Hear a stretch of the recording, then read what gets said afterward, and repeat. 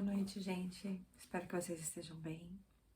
Para quem não me conhece, eu sou Cibele Bartolomeu, trabalho com terapia integrativa, com algumas práticas de desenvolvimento humano, entre elas constelação familiar e organizacional, mesas psiônicas e tantas outras coisas aí.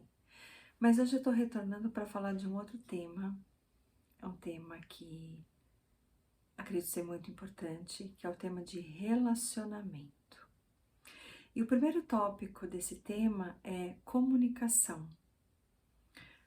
Nossa vida, a vida do ser humano é se relacionar, consequentemente se comunicar com outras pessoas e com algumas coisas, não é? Então eu acho que essa é a principal dificuldade que nós temos hoje da comunicação num relacionamento. Principalmente porque as pessoas, cada uma é diferente da outra, cada uma tem um tempo, cada um tem uma personalidade, um temperamento, um caráter. E muitas vezes, em função do nosso contexto, nós não conseguimos interpretar o outro. E é aí, no meu ponto de vista, que acontecem as desavenças. Dos muitos trabalhos que eu realizo como facilitadora em constelação, as maiores queixas são exatamente essas, de relacionamento. Eu estou com problema de relacionamento com o marido, estou com problema de relacionamento com a esposa, estou com problema de relacionamento com um sócio e assim por diante. Então, qual que é o propósito desse vídeo? Trazer algumas ferramentas que podem auxiliar vocês nesse trato. São, assim, pequenos insights que eu estou tendo ao longo dessa jornada de autorrealização que tem me ajudado muito. Então, esse é o propósito, de estar aqui compartilhando com vocês esses insights para tornar esse relacionamento melhor.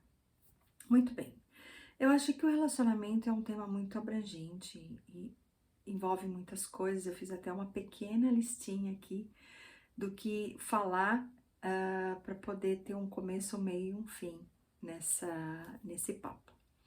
Para mim, o que é comunicação? Nos comunicamos de diversas formas. Desde a época das pedras, se comunicava por ação corporal, por uma reação corporal. Então, não precisava falar. A fala, ela não era dita, mas havia o relacionamento, havia essa comunicação através de gestos. E muitas vezes, até hoje, isso acontece, né? Às vezes, entre pais e filhos, o pai não precisa falar nada. Basta um olhar que o filho compreende o que quer ser dito. E entre casais, a mesma coisa. Você não precisa, estando num grupo, falar algo. Basta olhar para o companheiro ou para a companheira que já se entende uma mensagem, não é assim? Comigo, às vezes, é assim. Não precisamos falar muita coisa. Então, a comunicação se expressa de diversas formas. Se expressa através de um abraço, através de uma palavra carinhosa. Muitas das nossas emoções e sentimentos não é possível expressar como gostaríamos. Então, nós usamos os gestos. Acredito que isso muitas vezes fala muitas coisas, não é? Eu acredito nisso. Então, a comunicação hoje é o maior vilão. Eu não posso dizer que é um vilão, mas é o maior desafio que o ser humano tem para se fazer compreender e compreender o outro. Nessa relação aqui, como é que fica? Eu tô falando A, você tá entendendo B. Você tá falando C, eu tô entendendo D. O que eu entendo é que nós interpretamos o outro de maneira diferente. A nossa mente, ela funciona muito rápido e ela traz muitas histórias. E quando um fala alguma coisa, se não estivermos no momento presente, essa é a primeira prática, estar no momento presente. Respirar profundamente e estar disponível para o outro. Estar disponível para que o outro efetivamente queira falar. Às vezes o outro vai falar dele em relação a você. Às vezes ele vai falar dele em relação a outra pessoa. E nós Se não estivermos atentos a esse momento de presença, de disponibilidade, nós fugimos completamente daquele prazer de compartilhar com o outro. O que eu quero me referir a isso é que quando o outro começa a falar, ou quando você começa a falar, vamos falar da comunicação como um todo, senão eu vou acabar me perdendo quem está falando e quem está ouvindo. Mas quando o ser começa a falar e o outro ouvinte, se ele não estiver no momento de presença disponível, ele não vai ter essa empatia, ele não vai conseguir acolher, ele não vai conseguir compreender ou interpretar da melhor maneira possível a mensagem. E é nesse não compreender que muitas vezes os atritos acontecem.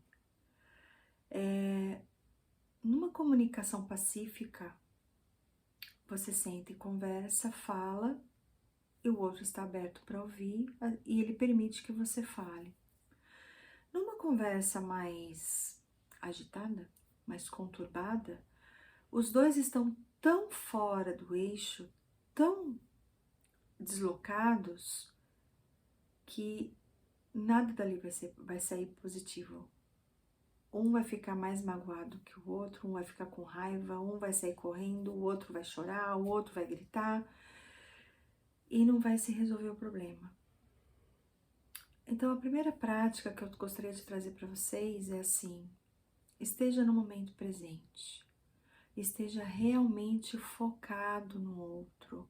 E quando você falar, estou falando com você como ouvinte, mas quando você falar, perceba o seu estado. Perceba se você está num estado de alinhamento.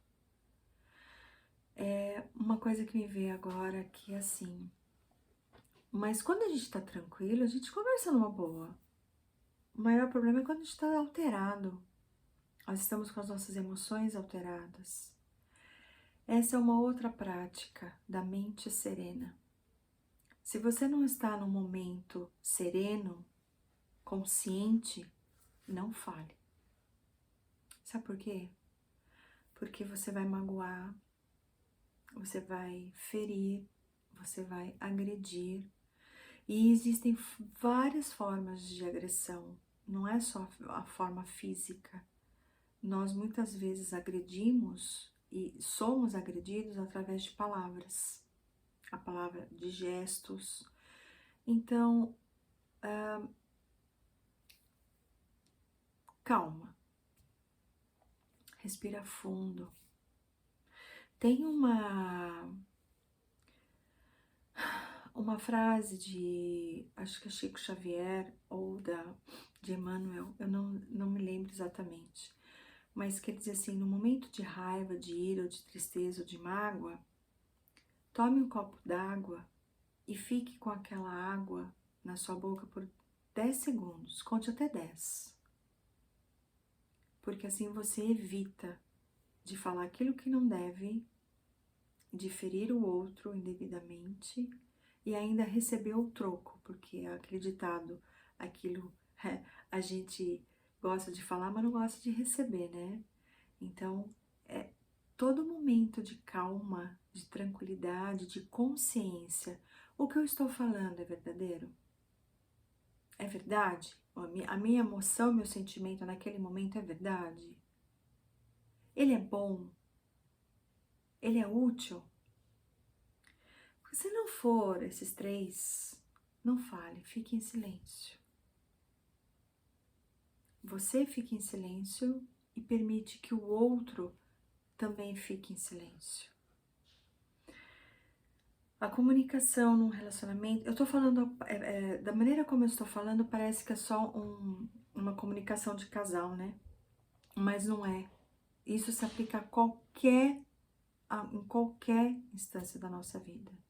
No profissional é a mesma coisa. Quantas vezes eu presenciei ou participei de discussões completamente insanas, que não levavam absolutamente nada, em que ambas as partes saíam daquele ambiente com uma emoção e um sentimento muito ruim.